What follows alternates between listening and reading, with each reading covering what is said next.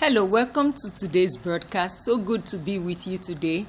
The title of today's message is If You Were Not the Male Factor. So let's look at the book of John, chapter 18, and we'll read 28 through to 30. So John 18, verse 28 says, Then led they Jesus from Caiaphas unto the hall of judgment. And it was early, and they themselves went not into the judgment hall, lest they should be defiled, but that they might eat the Passover. Pilate then went out unto them and said, What accusation bring ye against this man? They answered and said unto him, If he were not a malefactor, we would not have delivered him up unto thee. So if he were not a malefactor, we would not have delivered him unto you. I want you to know that sometimes, you go through things. It seems like, your life is in a topsy-turvy situation. You're being persecuted. You're being accused. There's a lot of just talk around you, and you feel maligned. You feel like you don't have a break. It seems as if once you win a battle, another one is coming up, and you're wondering, what's happening? Why do you experience things like that? And I want you to know that if the fact that you are in despair, that you're being persecuted, that you're being accused, means something. That if there is nothing to your life, if your life is inconsequential, if there's no dream, if there's no purpose, that you will not be so accused, you will not be so persecuted. So you need to know that you will not be a trouble to people, you will not be a trouble to your environment if there was nothing to your life. Praise God. So if you were not a malefactor, you would not be experiencing what you're experiencing. That's what happened with Jesus. Amen. So now I want us to just hold on to that a little bit and then go on to Peter, one of the disciples of Jesus Christ. Peter is someone that is highly opinionated. He's very confident, very bold and brazen. He speaks his mind, and sometimes he will speak for the whole for the whole disciples. Even in the presence of Jesus, he was somewhat fearless. Praise God. And so seemingly is the leader of the pack. And in John, I believe John 21 verses 1 to 15, we're not likely to read the whole of it because it's a long one, but maybe we just read some of it. I just want to read some scriptures out of that and find out what Peter did, because like I said, he's the type of guy that will speak, and sometimes Peter will speak out of his flesh, and sometimes he will speak out of the spirit. Peter one time spoke in Matthew 16, 22 and 23, where Jesus was saying that, was talking about the manner of his death, and was preparing their minds towards it. And Peter said, God forbid, far be it from you that you should die, you should leave us. And Jesus had to rebuke him. And then there was another place in Matthew 16, 15, the same Peter spoke out of the Spirit and said, when Jesus was asking them, who do you think I am? Because he was saying, who do people say I am? And they said, they say you're Elijah, you're Moses, you're prophet. But he said, who do you say I am? You have been around, you have been teaching, you've been with me all this while. Who do you say I am? And Peter was able to tap into the Spirit by saying, you are Christ, the Son of the living God. Praise God. That same Peter was the one that spoke out of the Spirit in John 6, 65 to 68 also. When everybody decided Jesus Christ, because he was preaching some hard things, and people said, this is hard. How can we follow these teachings? And they began to leave. And then Jesus turned to them and said, what about you guys? Are you not going to leave? Peter was the one that spoke for the whole team. He said, where should we go? You have the words of eternal life. So we're going nowhere. Amen. Praise God. So Peter, was that person that was kind of a leader. Amen. And so let's look at what happened in chapter 21 now.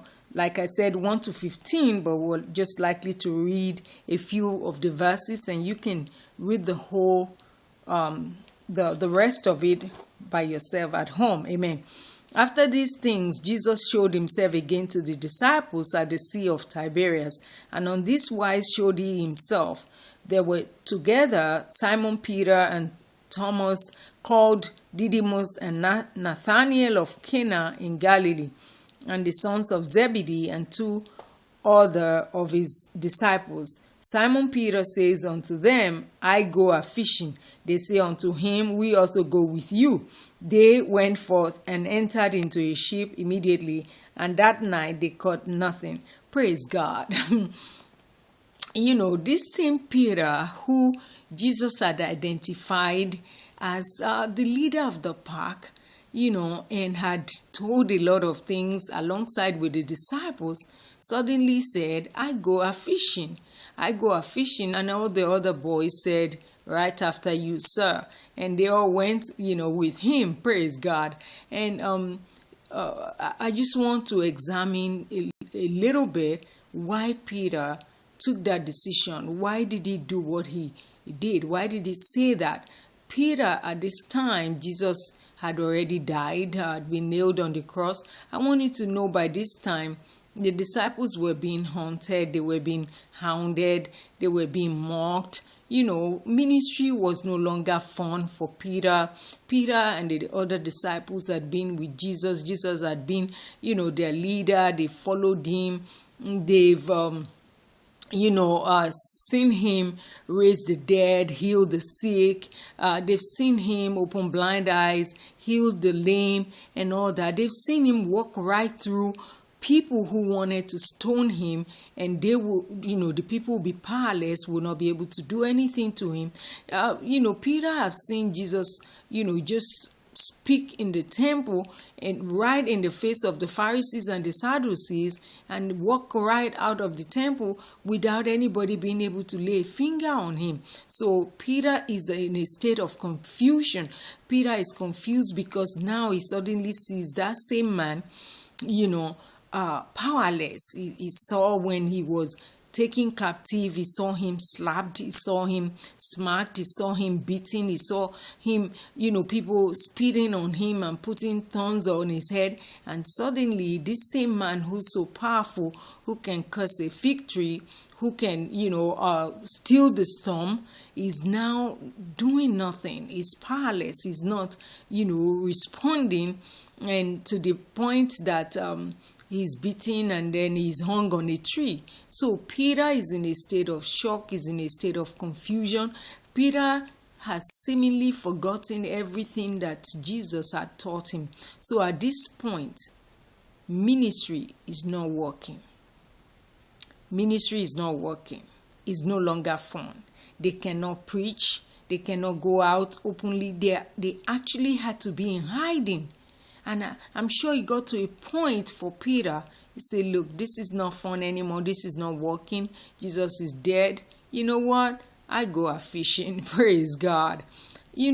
When times are hard, when ministry is not working, when marriage is not working, when the home is not working, when your career is not working, when business is not working, sometimes when your life is not working, when dreams are not working, you return to the familiar. You return to the known. You return to what, you have always done. Peter did exactly the same thing. He returned to the familiar. He said, you know what? I go a fishing. Because you know what? At least I know how to fish. As for this ministry, I've done it 3.5 years. Maybe this is really not my calling. Praise God. Maybe God has called you to be an entrepreneur, and you feel like your dream is not working, and you started a business, you started a project, and you feel like it's not working, and you feel like you should abandon it because you're sinking money into it and it's not coming out. Nothing is coming out. I want you to know, don't be in despair. Just hang in there. Praise God. Because, Thank God for Jesus. Thank God for his compassion. You know, Peter said, I go out fishing, and the whole team followed him. And they went and, they caught nothing. The Bible says that they didn't catch any fish, and so sometimes when we abandon what we should be doing, we return to the familiar, it will just be toiling. I just pray for you that you will not be toiling in the name of Jesus. Amen. Praise God. So they got to that place and they didn't catch anything. But thank God for the mercy of God, because Jesus shows up. Jesus will show up for you. Jesus will show up for me. Amen. God will not forget us in the name of Jesus. So Jesus shows up for them. And what happened? I'm just thankful for God, because when Jesus showed up, he didn't rebuke them. He didn't chastise them. That doesn't mean we should all go a walling, but he was compassionate. He understood with them, because by this time, they're just in a state of confusion. They don't know what to do. So they didn't know how to move forward. I think that was the most difficulty that Peter and the rest of them had. Remember, he was still probably, just suffering from the shame and the guilt of denying Jesus 3 times, like Jesus said he would, because everywhere he went, he was mocked, he was confronted. You were one of his disciples. Are you not one? So after denying him 3 times, he didn't even know how to move on from that. Praise God. And so when Jesus showed up, he's so compassionate. Jesus had made provision. He had made necessary arrangement. If we will read it, I will just maybe go to verse 5. Then Jesus says unto them, Children, have ye any meat? They answered him, No. And he said unto them, Cast the net on the right side of the ship, and ye shall find. They cast therefore, and now they were not able to draw it for the multitude of fishes. Therefore, that disciple whom Jesus loved says unto Peter, It is the Lord. Now when Simon Peter heard that it was the Lord, he girt his father's coat unto him, for his fisher's coat unto him, for he was naked, and did cast himself into the sea. And then the other disciples came in a little ship, that they were not far from the land, but as it were 200 cubits, dragging the net with fishes. As soon as they were come to land, they saw a fire of coals there, and fish laid thereon, and bread. Praise God. So Jesus wasn't even depending on the fish that they were going to catch. Praise God. Jesus wasn't depending on the fish they were going to catch. He had made necessary arrangements. He had, got a fire going, had, fish on it, and invited them to come. But he allowed them. He said, you know what? Fishing is your problem. Go and fish. I'll let you fish. He said, go and throw your net. The same place that you have been toiling and you didn't find anything, go throw in your net there, and you are going to catch fish. Praise God. God knows how to meet us at the very point of our needs. When we're so consumed with what we are going to eat, what we're going to wear, how we're going to live, he would humble us by his provision, with his provision. Praise God. So Jesus made necessary arrangement and invited them to come and join him.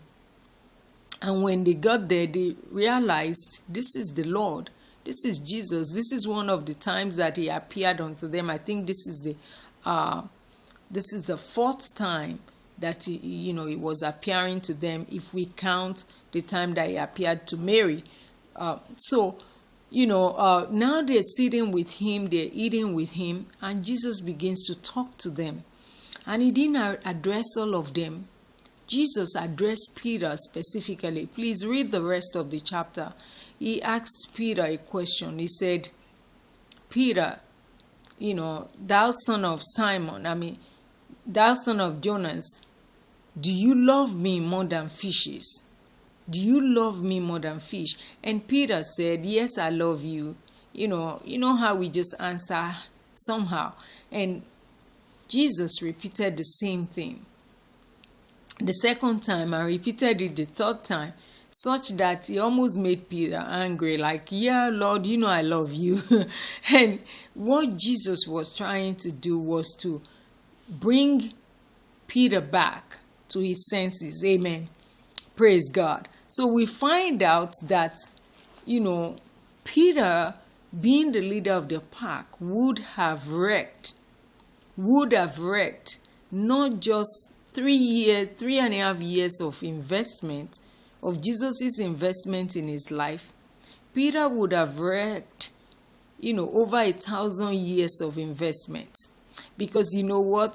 The law and the prophets, were invested in Jesus Christ.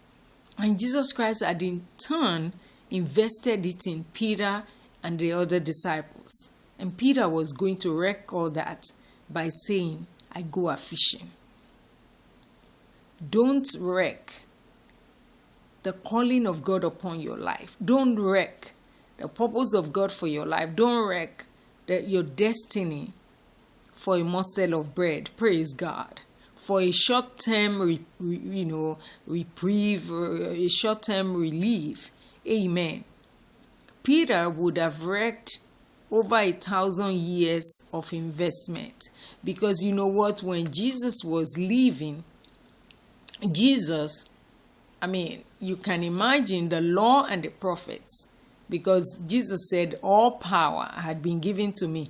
Everything that Moses had done, everything that Abraham had done, everything that was, accomplished in the Old Testament is made manifest through Jesus Christ. That's why in Isaiah, when what Isaiah had prophesied when Jesus showed up in the temple, he said, this day, this scripture is fulfilled in your eyes. He was telling them that this scripture that Isaiah that you read in Isaiah is about me, is me. Praise God. So the whole of that investment is now being transferred to Peter and the disciples.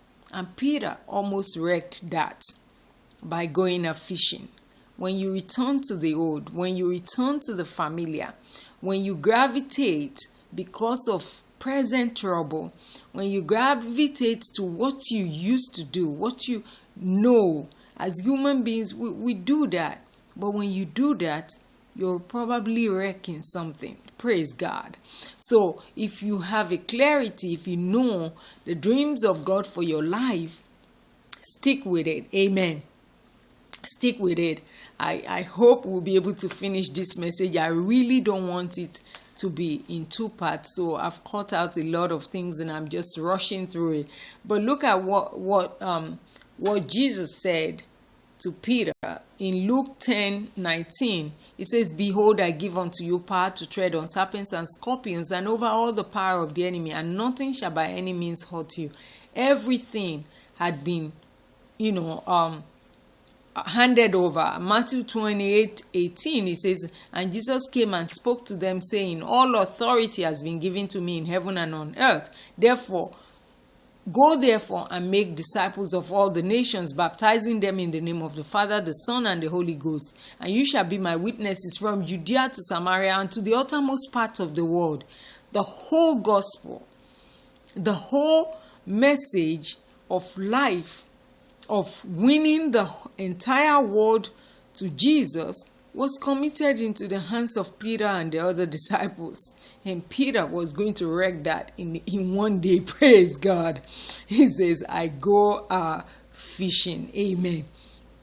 So I want you to know that that because the servant is not greater than his master, that if Jesus faced persecution, if Jesus was accused of evil doing, if Jesus was accused of being a malefactor, is the reason you are facing what you're facing, is the reason you're being accused, is the reason you're being sidelined, is the reason you're having difficulty. Praise God. And when Jesus returns, amen, I'm just going to really try to do this. When Jesus returned, he returned to refocus them. He returned to let Peter know that you are very important in the scheme of things. Praise God. That's why he came back and was saying, Peter, do you love me? He returned to redefine his purpose for him. He returned to let him know that, everything depended on him. Praise God. So I hope this message has blessed you. We have really passed the time. I might have to cut some other parts off in order to fit into Facebook. Praise God. But I'm just going to post it wholly on YouTube, and you can go to YouTube and watch the full message. Praise God.